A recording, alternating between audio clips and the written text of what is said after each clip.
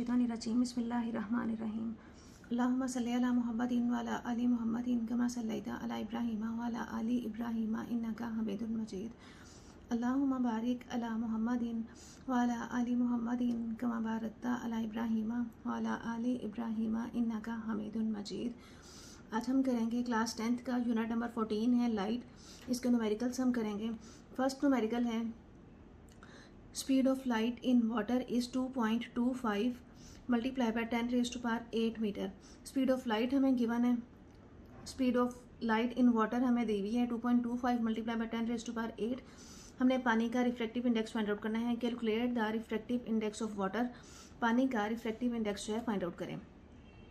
Speed of light in water, इसको हम v से डिनोट करेंगे। ये हमें गिवन है 2.25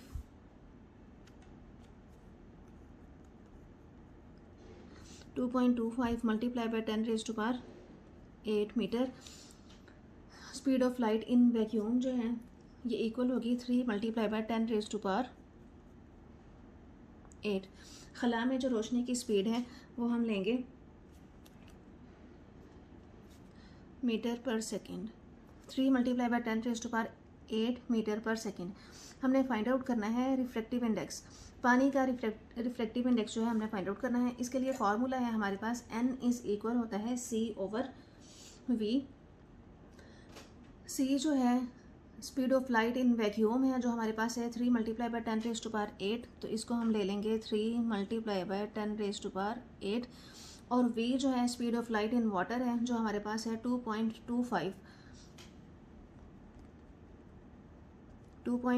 multiply by 10 raise to power 8। 10 raise to power 8 ये इस 10 रेज़ टू पावर 8 के साथ कैंसिल हो जाएगा, पीछे बचेगा 3/2.25। 3 को डिवाइड कर दें 2.25 पे तो आंसर हमारे पास आ जाएगा 1.33। ये हमारा आ जाएगा रिफ्रैक्टिव इंडेक्स पानी का रिफ्रैक्टिव इंडेक्स आ जाएगा 1.33।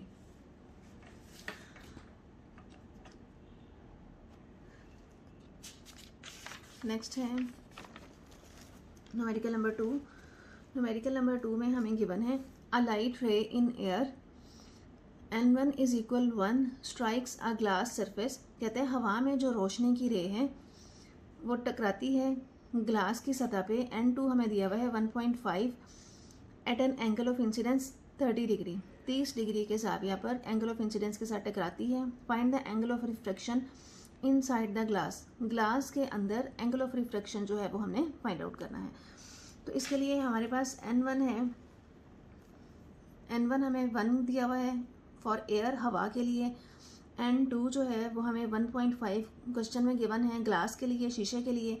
एंगल ऑफ इंसिडेंस हमें गिवन है 30 डिग्री के, वो रे जो है 30 डिग्री के एंगल ऑफ इंसिडेंस के साथ ग्लास में दाखिल होती है।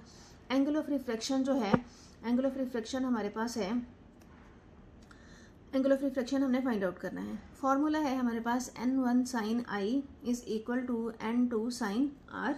तो हमने यहाँ से r फाइंड आउट करना है, तो ये वाला r हमने फाइंड आउट करना है इन सब में वैल्यूज़ पुट करके। तो साइन r जो है वो हम बाद में फाइंड आउट करने के लिए इन्वर्स लेंगे। तो यहाँ से हमारे पास आ जाएगा n1 की वैल्यू यहाँ से हमारे पास है 1 और i है हमारे पास angle of incidence 30 degree. n2 हमें गिवन है 1.5 साइन r हमने फाइंड आउट करना है।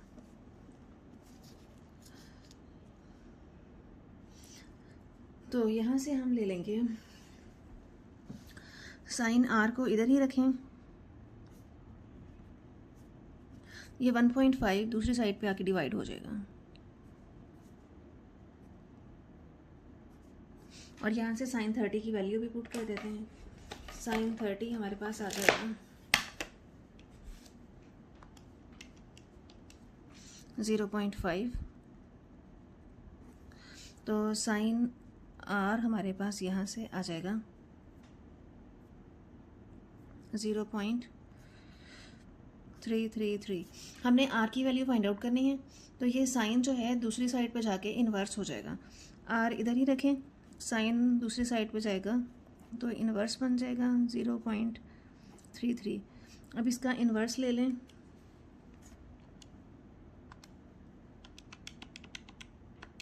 तो यह आ जाएगा 19.5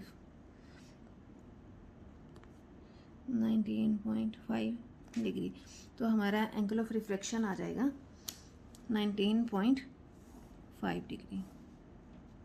ये हमारा आंसर है। Angle of reflection is equal 19.5 degree. Next है क्वेश्चन नंबर 3। क्वेश्चन नंबर 3 में हमें गिवन है a beam of light in air hits a glass slab at an incident angle of 40 degree. A beam of light in air, हवा में रोशनी की एक रे जो है हीट करती है ग्लास को at an angle incidence 40 degree के एंगल ऑफ इंसिडेंस पर। Find the angle of reflection. Angle of reflection हमने फाइंड आउट करना है इनसाइड द ग्लास, ग्लास के अंदर, शीशे के अंदर, स्लैब के अंदर हमने एंगल ऑफ रिफ्लेक्शन जो है हमने फाइंड आउट करना है। सेम क्वेश्चन नंबर 2 की तरह से हमें N1 भी है और N2 जो है, N1 जो है हम लेंगे फॉर एयर 1 और N2 जो है फॉर ग्लास, ये हमने लिया है फॉर एयर हवा के लिए और ये हमने for glass. Angle of incidence हमें इस क्वेश्चन में गिवन है 40 डिग्री और एंगल ऑफ रिफ्लेक्शन जो है हमने फाइंड आउट करना है। एंगल ऑफ इंसिडेंस है 40 डिग्री, एंगल ऑफ रिफ्लेक्शन हमने फाइंड आउट करना है। फॉर्मूला हमारे पास है स्नेल्स लॉ के मुताबिक N1 sine I is equal to होता है N2 साइन R के। तो N1 की वैल्यू है हमारे पास यहाँ से 1 साइन I है हमारे पास 40 डिग्री, N2 जो है हमारे पास है 1.5 और हमने एंगल ऑफ रिफ्लेक्शन जो है वो फाइंड आउट करना है। तो यहाँ से ये आ जाएगा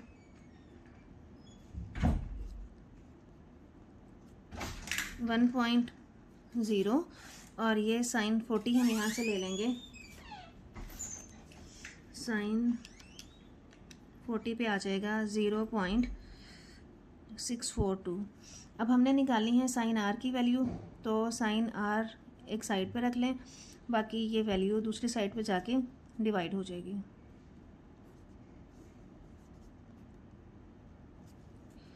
तो यहाँ से साइन R आ जाएगा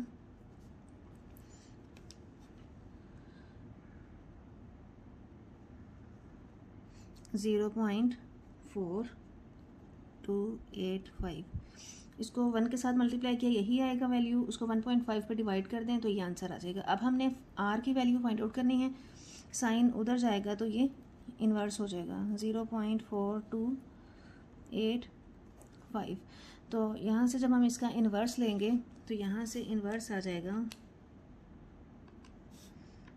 0.4285। ये हमारे पास आ जाएगा 25.37 डिग्री, या इसको हम राउंड ऑफ करके 25 डिग्री भी ले सकते हैं क्योंकि क्वेश्चन आंसर जो है बुक पे 25 डिग्री ही गिवन है। तो हम यहाँ से 25 डिग्री एंगल ऑफ रिफ्लेक्शन हमारा आ जाएगा यहाँ से 25 डिग्री। ये था हमारा न्यूमेरिकल नंबर 3। अब करते हैं न्यूमेरिकल नंबर 4। न्यूमेरिकल नंबर 4 भी हमारा यही वाला है। A ray of lights travel from air, रोशनी की एक रे ट्रेवल करती है हवा से इनटू एन अननोन लिक्विड, किसी नामालूम लिक्विड के अंदर, माया के अंदर। The angle of incidence in air, angle of incidence हवा में जो है वो 45 डिग्री है। End of reflection in the liquid is 30 degree, और लिक्विड के अंदर जो एंगल ऑफ रिफ्लेक्शन है वो 30 डिग्री है। Calculate the reflective index, reflective index जो है वो हमने फाइंड आउट करना है। तो अब यहाँ से देखें N1 जो है हवा के लिए हमें गिवन है 1, एंगल ऑफ इंसिडेंस जो है I 45 डिग्री, यहाँ से दिया हुआ है। एंगल ऑफ इंसिडेंस हवा में एंगल ऑफ इंसिडेंस 45 डिग्री है और लिक्विड में एंगल ऑफ रिफ्लेक्शन जो है वो 30 डिग्री है। तो यहाँ से हमने एंगल ऑफ रिफ्लेक्शन ले लिया है 30 डिग्री। हमने रिफ्लेक्टिव इंडेक्स जो है N2 फाइंड आउट करना है। जो लिक्विड में रिफ्लेक्टिव इंडेक्स है, माया के लिए जो रिफ्लेक्टिव इंडेक्स है हवा के लिए, तो ये हमने ले लिया 1, और लिक्विड के लिए N2 जो है रिफ्लेक्टिव इंडेक्स हमने फाइंड आउट करना है। फार्मूला है हमारे पास यहाँ से N1 sine I is equal to N2 sine R। Formula में वैल्यूज पुट करें। N1 है हमारे पास 1.0, साइन आई की वैल्यू है हमारे पास 45 डिग्री,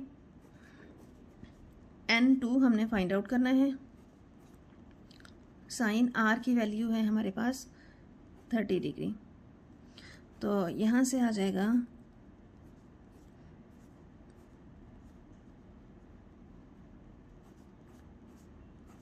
साइन 45 हम यहाँ से लेंगे 0.707 और साइन 30 पे आ जाएगा हमारे पास 0.5।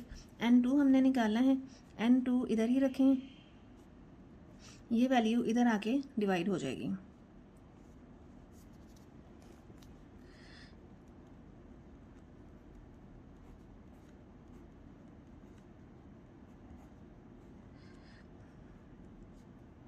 तो यहाँ से हमारा N2 आ जाएगा 1.41। ये हमारा रिफ्लेक्टिव इंडेक्स फॉर लिक्विड आ जाएगा।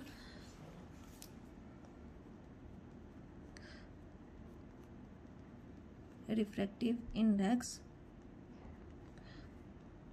फॉर लिक्विड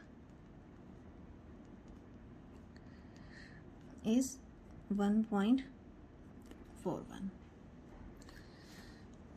नेक्स्ट है न्यूमेरिकल नंबर 5। नेक्स्ट है हमारे पास 14.5। इसमें हमें गिवन है a ray of light passes from air into a liquid. कहते हैं रोशनी की रे जो है हवा से लिक्विड में दाखिल होती है। अ रे ऑफ लाइट रोशनी की एक रे पासिस फ्रॉम एयर हवा से दाखिल होती है इनटू अ लिक्विड एक माया के अंदर।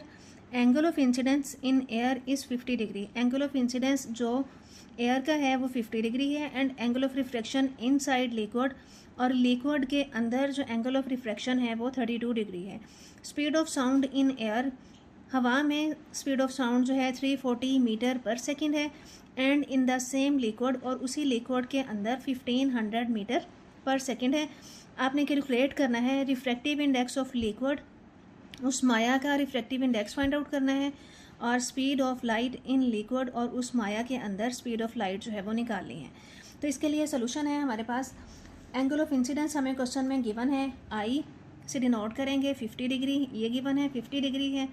Angle of refraction r 32 degree, ये भी हमें गिवन है। Angle of refraction inside liquid is 32 degree, वो हमने यहाँ लिख दिया 32 degree. Speed of sound in air, air में जो है स्पीड ऑफ साउंड वो 340 मीटर पर सेकेंड था, वो हमने लिख दिया 340 metre per second. Speed of sound in liquid, liquid के अंदर जो स्पीड ऑफ साउंड है उसको हमने C2 से डिनोट किया है, और speed of sound in air है उसको हमने C1 से डिनोट किया था। C2 हमारे पास है यहाँ से 1500 metre per second. Refractive index of liquid जो है हमने फाइंड आउट करना है, उसको हमने नाम दे दिया है N2 का। स्पीड है हमारे पास, यहाँ से हमने स्पीड भी फाइंड आउट करनी है। Speed of liquid, speed of light in liquid, liquid के अंदर स्पीड ऑफ साउंड जो है वो हमने निकालनी है। अब हमारे पास है, तो यहाँ से हमने फाइंड आउट करना है रिफ्रैक्टिव इंडेक्स ऑफ लिक्विड, इसको हम N ही कहेंगे। N फाइंड आउट करना है हमने, और स्पीड हमने फाइंड आउट करनी है। स्नेल्स लॉ है हमारे पास, ए पार्ट करने के लिए refractive index of liquid find out करने के लिए स्नेल्स लॉ लगाएंगे हम। N इज़ इक्वल होता है sine i over sine r के। तो N हमने फाइंड आउट करना है। एंगल ऑफ इंसिडेंस है हमारे पास 50 डिग्री, और एंगल ऑफ रिफ्लेक्शन है हमारे पास ये 32 डिग्री। तो साइन 50 पे हमारे पास आ जाएगा 0.766 ओवर 0.5299। तो जब हम इन दोनों को डिवाइड करते हैं तो N हमारे पास आ जाएगा यहाँ से 1.45, ये हमारा आंसर है। तो ये आ जाएगा refractive index of liquid,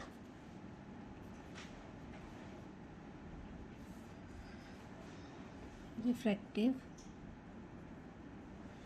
index of liquid is 1.45। अब हमने निकालनी है speed of light in liquid. Liquid में स्पीड ऑफ लाइट निकालनी है, उसके लिए फार्मूला है हमारे पास n इज़ इक्वल होता है c/v के। तो यहाँ से हम वैल्यूज पुट करेंगे तो हमारे पास आ जाएगा c की वैल्यू है हमारे पास 3 × 10⁸ और v जो है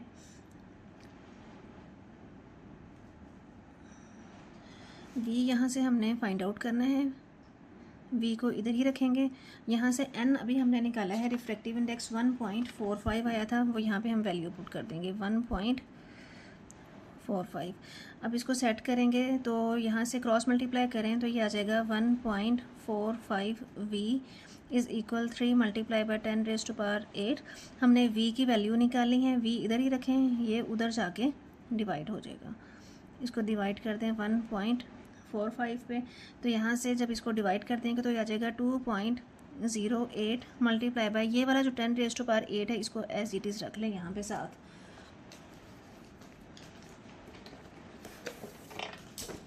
तो यहाँ से हमारा आ जाएगा आंसर, स्पीड आ जाएगी 2.08 मल्टीप्लाई बाय 10⁸। स्पीड का यूनिट है हमारे पास मीटर पर सेकेंड। तो ये हमारा आंसर है, स्पीड ऑफ लाइट।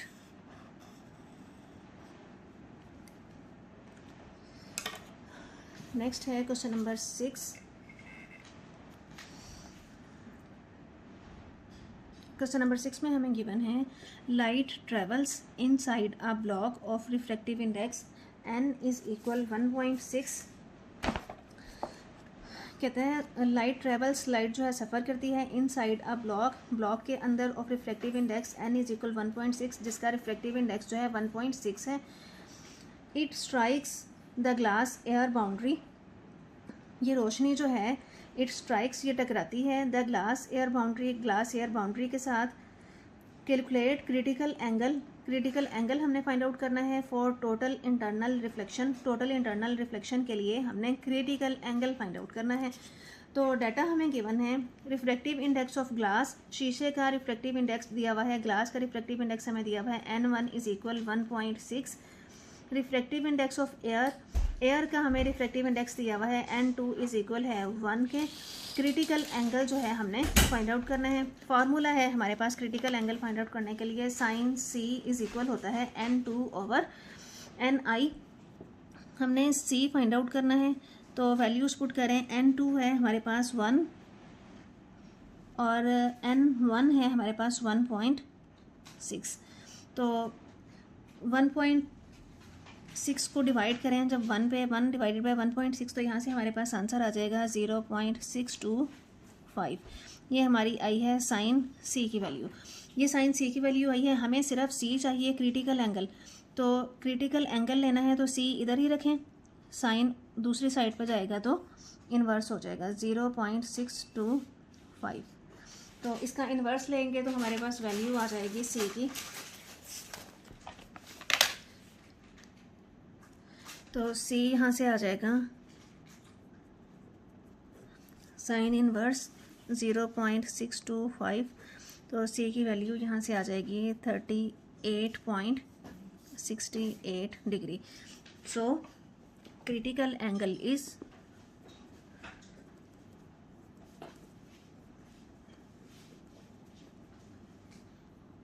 38.68, ये आंसर है। नेक्स्ट है नंबर 7। नंबर 7 में हमें कहा हुआ है N object is placed 15.0 centimetre in front of a concave mirror. कहता है कोई जिस्म है कन्वेक्स मिरर, कन्वेक्स मिरर के सामने 15.0 सेंटीमीटर के डिस्टेंस पे रखा हुआ है, फॉर्मिंग अ वर्चुअल इमेज, जो कि एक वर्चुअल इमेज बना रहा है 7.5 centimetre behind the mirror, 7.5 centimetre mirror के पीछे। What is the focal length of mirror, हमने मिरर की फोकल लेंथ जो है वो बतानी है। अब ऑब्जेक्ट डिस्टेंस को हम p से डिनोट करेंगे, इमेज का जो डिस्टेंस है उसको हम q से डिनोट करेंगे, और फोकल लेंथ f जो है हमने फाइंड आउट करनी है। यहाँ पे हमें दिया हुआ है कन्वेक्स मिरर के लिए, तो कन्वेक्स मिरर के लिए ऑब्जेक्ट डिस्टेंस जो है हमें यहाँ से लिख लिया 15.0 सेंटीमीटर, और इमेज का जो डिस्टेंस है वो है 7.5 सेंटीमीटर। इमेज का डिस्टेंस कन्वेक्स मिरर के लिए हम यहाँ पे नेगेटिव लेंगे। तो यहाँ से हमने इमेज डिस्टेंस जो है Q माइनस लिया है, कन्वेक्स मिरर है इसलिए -7.5 लेंगे। अब हमारे पास मिरर इक्वेशन है 1/f इज़ इक्वल होता है 1/p + 1/q। इसमें वैल्यूज़ पुट कर दें, हमने फोकल लेंथ निकालनी है तो यहाँ से आ जाएगा 1/f इज़ इक्वल 1/p की वैल्यू है 15 प्लस और q की वैल्यू है 7.5 माइनस में है, तो ये माइनस में है, प्लस माइनस माइनस हो जाएगा। यहाँ से 1/f is equal 1/15 plus minus minus 1/7.5 आ जाएगा। तो इसको हम सिंपली सॉल्व कर लेंगे। 1/15 इसको डिवाइड कर दें तो यहाँ से हमारे पास आ जाएगा 1/15, ये हमारे पास आ गया है। यहाँ से देखें 0.0666 से आ रहा है, तो इसको हम चाहें तो 2 के बाद राउंड ऑफ कर लें, चाहें तो 3 के बाद कर लें। तो ये यहाँ से हम ले लेंगे 0.0667 ले लिया है मैंने। ये आगे 6 था, 5 से बड़ी रकम है, पिछली वाली में एक ऐड करके 0.0667 ले लिया है। माइनस अब 1 को डिवाइड कर दें 7.5 के, 1 डिवाइडेड बाय 7.5 इसको डिवाइड कर देंगे तो यहाँ से ये आ जाएगा, ये 0.13333 आ रहा है। तो ये जो 33 आ रहा है ये 33 ही रहेगा राउंड ऑफ करके भी, क्योंकि ये 5 से छोटी वैल्यू है तो पीछे वाली में एक जमा नहीं होगा बल्कि 3 ही रहेगा। तो ये मैंने 4 डिजिट्स इधर लिए हैं तो 4 ही इधर ले लेते हैं। अब ये हमारे पास आ गया है आंसर। तो इसमें से जब हम माइनस करेंगे 0.0667 माइनस 0.1333 माइनस करेंगे तो यहाँ से हमारे पास आंसर आ जाएगा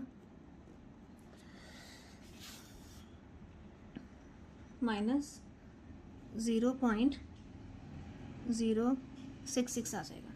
अब हमने निकालना है फोकल लेंथ का आंसर, हमने फोकल लेंथ निकालनी है, लेकिन यहाँ पे हमारे पास आ रहा है 1/f। अच्छा, अब अगर इसके बटे में देखें तो इसके नीचे 1 है, अगर कुछ भी ना हो तो 1 होता है। ये है 1/f और ये है 0.066/1।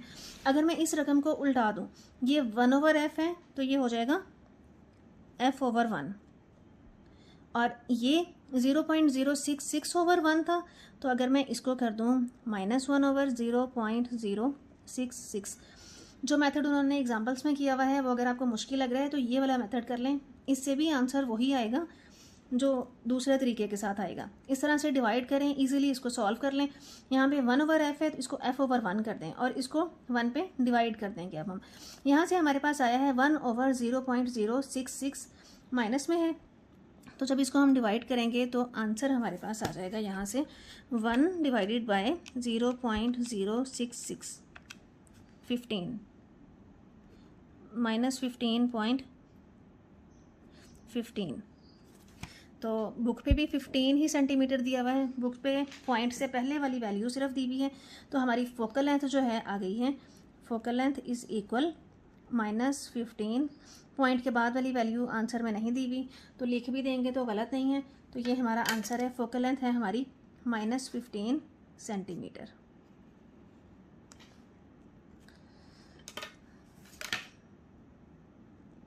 नेक्स्ट है number 8।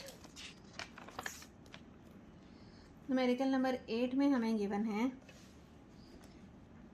An object 30 centimetre tall is located 10.5 centimetre from a concave mirror with focal length 16 centimetre. कहता है 30 सेंटीमीटर का लंबा एक जिस्म है जो 10.5 सेंटीमीटर के फासले पे कनकेव मिरर के सामने पड़ा हुआ है और उसकी फोकल लेंथ जो है 16 सेंटीमीटर है। वेयर इज़ इमेज लोकेटेड, हमने बताना है कि इमेज जो है कहाँ पे करके बनेगा। बी ऑप्शन में बताना है how high is it, image जो है वो कितना ऊंचा बनेगा। तो इसके लिए सोल्यूशन है हमारे पास। ये चूँकि यहाँ पे कनकेव मिरर है, कनकेव मिरर के लिए हमने फोकल लेंथ भी नेगेटिव लेनी है और ऑब्जेक्ट का डिस्टेंस भी हमने नेगेटिव लेना है। ये बात पॉइंट नोट करने वाली है, यहाँ से ये नोट कर लीजिए। ऑब्जेक्ट हाइट हमें गिवन है 30 सेंटीमीटर, बॉडी जो है 30 सेंटीमीटर लंबा है, तो हमने ऑब्जेक्ट हाइट ले ली है 30 सेंटीमीटर। उसकी फोकल लेंथ हमें गी हुई थी 16 सेंटीमीटर। अब फोकल लेंथ जो है कनकेव मिरर है इसलिए हमने माइनस ली है, -16 सेंटीमीटर। ऑब्जेक्ट डिस्टेंस जो है P वो भी हमने माइनस लेना है, क्योंकि मिरर जो है कनकेव है, तो हमने -10.5 सेंटीमीटर लिया है। साथ मैंने रीज़न लिख भी दी है, for concave mirror F and P focal length और ऑब्जेक्ट डिस्टेंस जो है विल बी नेगेटिव। हमने इमेज लोकेटेड बताना है कि इमेज कहाँ पे बनेगा, हाउ हाई इज़ इट, ये कितना लंबा होगा, ये दोनों बातें हमने बतानी है। हमारे पास है मिरर इक्वेशन। मिरर इक्वेशन होती है 1/f is equal 1/p plus 1/q। तो यहाँ से हम वैल्यूज़ पुट करें तो यहाँ से आ जाएगा, तो यहाँ से हमने फोकल लेंथ माइनस ली थी, तो ये आ गया -1/16, और p जो है हमने -10.5 लिया था, तो ये -10.5 प्लस 1/q। अब हमने 1/q की वैल्यू फाइंड आउट करनी है, तो 1/q जो है इधर ही रखें।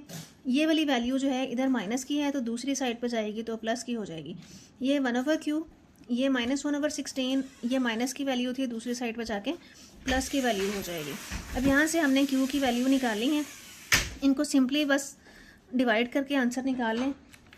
1/16 कर लें, 1 डिवाइडेड बाय 16, तो ये आंसर आ जाएगा 0.0625।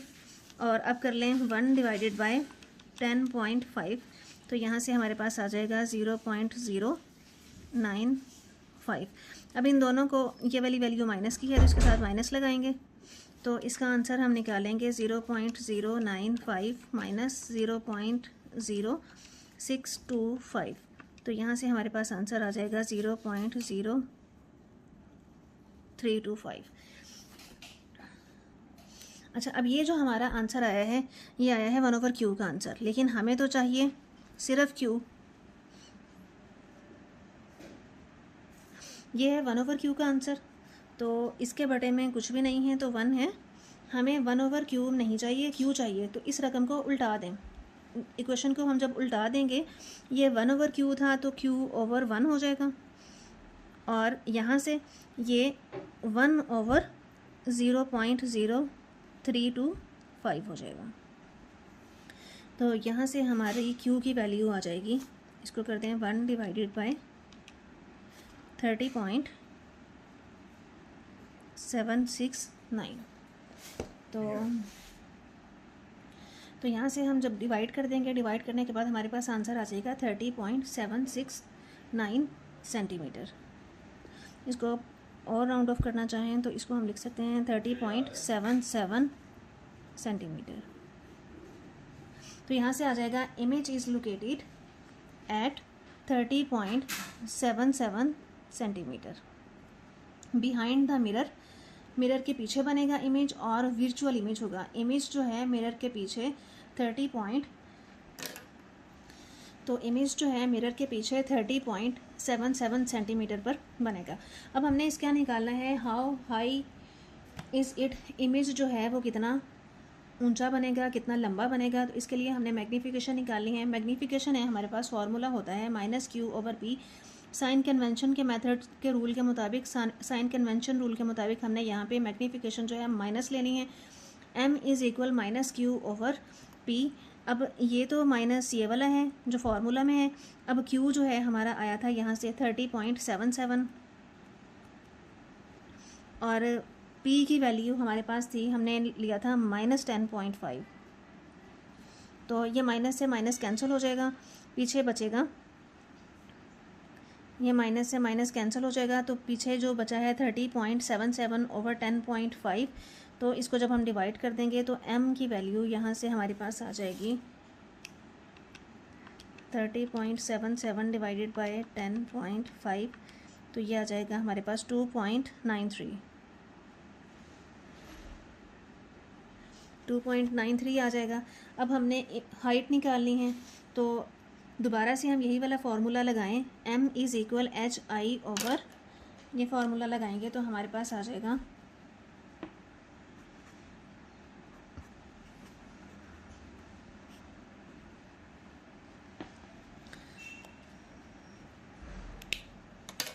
मैग्नीफिकेशन आई है हमारे पास 2.93, और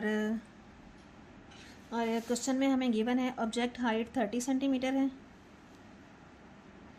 और इमेज की हाइट जो है हमने यहाँ से निकालनी है। इमेज की हाइट निकालनी है, ऑब्जेक्ट की हाइट 30 सेंटीमीटर थी और मैग्नीफिकेशन अभी हमने यहाँ से ये निकाली है 2.93। अब यहाँ से इसको मल्टीप्लाई करें तो हमारे पास हाइट ऑफ इमेज जो है वो आ जाएगी 2.93 मल्टीप्लाई बाय 3, तो यहाँ से ये आ जाएगी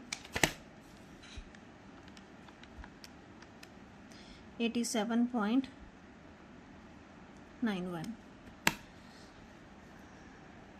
तो यहाँ से हमारी हाइट आ जाएगी, इमेज हाइट जो है 87.91 सेंटीमीटर के ऊपर बनेगा। तो यहाँ से हम लिख लेंगे 87.91 सेंटीमीटर। इमेज जो है इतना डिस्टेंस पे बनेगा। नेक्स्ट है हमारा number 9।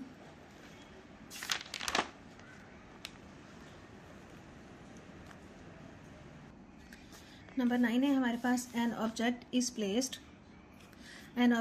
Placed at 30 centimetre to the left of a concave lens.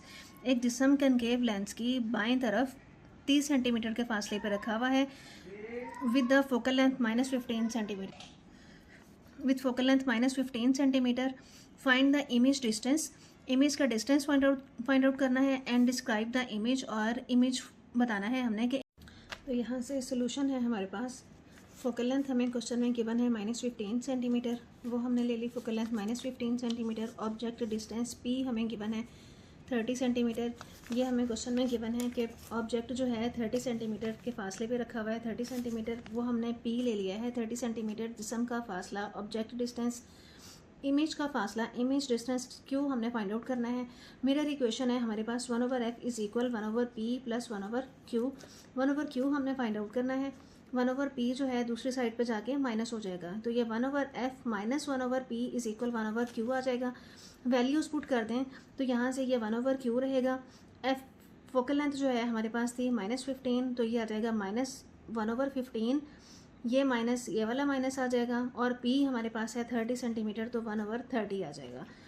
तो यहाँ से ये आ जाएगा -1/15 -1/30।